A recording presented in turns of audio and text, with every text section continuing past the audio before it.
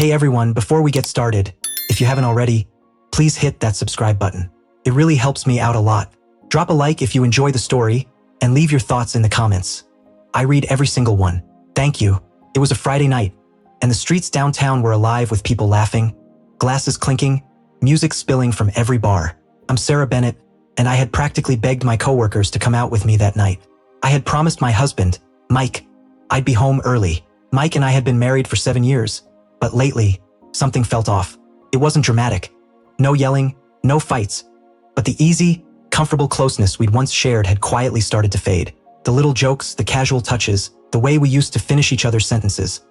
They were all slipping away, unnoticed until they were gone. I slipped into my favorite little black dress, the one Mike couldn't stop staring at during the first week we met. When I looked in the mirror, with my makeup perfect and my hair falling just right, I felt like the old me. The girl who still got butterflies, not the tired wife buried under bills, chores, and unspoken resentments. By the time I reached the bar, my coworkers were already in full party mode. Drinks were flowing, music was pumping, that electric feeling when the workweek finally lets go.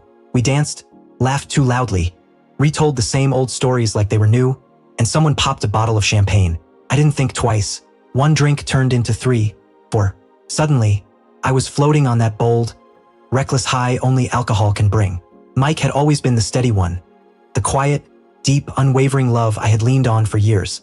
He noticed when I got highlights, still asked about my day, kissed me goodnight. But somewhere in that tipsy haze, his steadiness started to feel stifling. I didn't want calm and predictable anymore. I wanted fire. I wanted chaos, thrill, something I couldn't even define. And then I said it, leaning a little too close to one of my coworkers, laughing loud enough for everyone to hear. Sometimes I swear I married a robot instead of a man. The moment the words left my mouth, the air shifted. Mike froze mid-sip, glass halfway to his lips. Shock, hurt, disbelief, like I'd slapped him in front of everyone.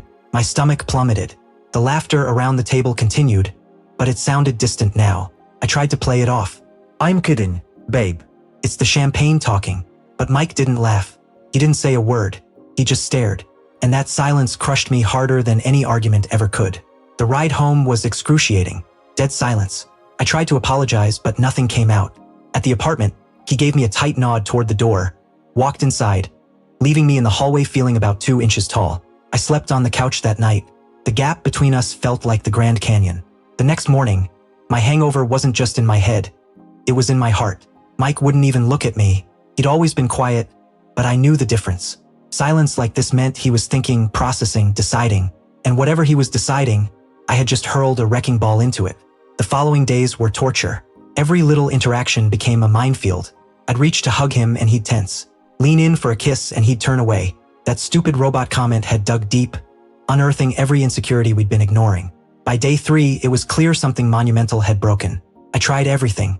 Flowers on the table, apology notes tucked into his lunch, cooking his favorite meals, even suggesting a weekend getaway to reconnect.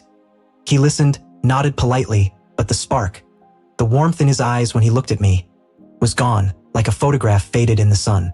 Then one evening, he asked me to sit on the couch. Calm, too calm. His voice carried weight. Sarah, I've tried. I really have. I've tried to let it go. But what you said changed something in me. Not just between us, but inside me. I felt my blood run cold. My Mike, he raised his hand gently. No, you said what you truly feel, and I can't pretend I didn't hear it. I need space. I need to figure out who I am without feeling like a machine in my own marriage. He never shouted. He never slammed doors. He just quietly, carefully began withdrawing from the life we had built for 7 years. And that was worse than any shouting match could have been. That night, a heavy, sickening shame settled in my gut. One drunk, careless sentence could destroy everything we had. The next morning, the apartment felt haunted. Every coffee mug, every picture on the wall, even the throw pillow we fought over at Target. All reminders of what I had broken. By the end of the week, he had moved into the guest room to think. We still lived together, but we were ghosts, passing each other silently in the kitchen. Conversations became terse. Bills on the counter. Did you feed the cat? Dinners in the fridge.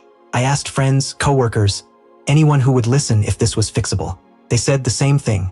Once you say something that cruel, even drunk, the trust doesn't snap back. You either rebuild from scratch or you let it go. A week later, Mike suggested we attend his cousin's wedding. A tiny flame of hope flickered. Maybe seeing love all around us would remind him of what we had. The drive there was quiet, city lights streaking past like watercolor. At the reception, surrounded by dancing, toasts, and love songs, I felt every careless word press on my chest. Then, coming back from the bathroom, I overheard him talking to our friend Chris near the dessert table. "I just don't feel it anymore," Mike said, voice low, steady. "It's not anger, it's respect. Once that's gone, I'm done. I want it clean, but I'm finished." My heart stopped. Champagne sloshed in my glass as the truth hit me like a truck. I had clung to the idea that his patience, our history, 7 years of love, could fix what I broke.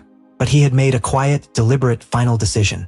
I spent the rest of the night watching him from across the room, laughing politely, composed, already miles away from me. The next morning, he slid the divorce papers across the kitchen table.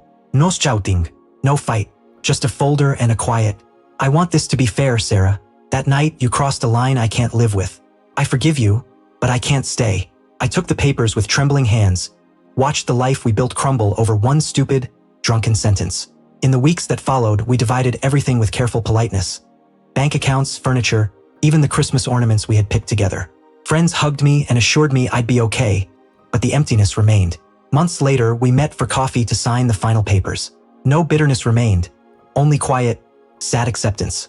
I saw that same gentle warmth in his eyes, the one I had fallen in love with, only now it wasn't for me anymore. He was living his life with purpose, and I was slowly rebuilding mine. I carry that night like a scar I'll never forget. I learned the hard way that words carry weight. Love isn't always enough to mend what carelessness breaks. Some mistakes, even unintentional, change everything forever. And sometimes the most painful endings are the ones that save you from a slow, silent death you never even realized you were living.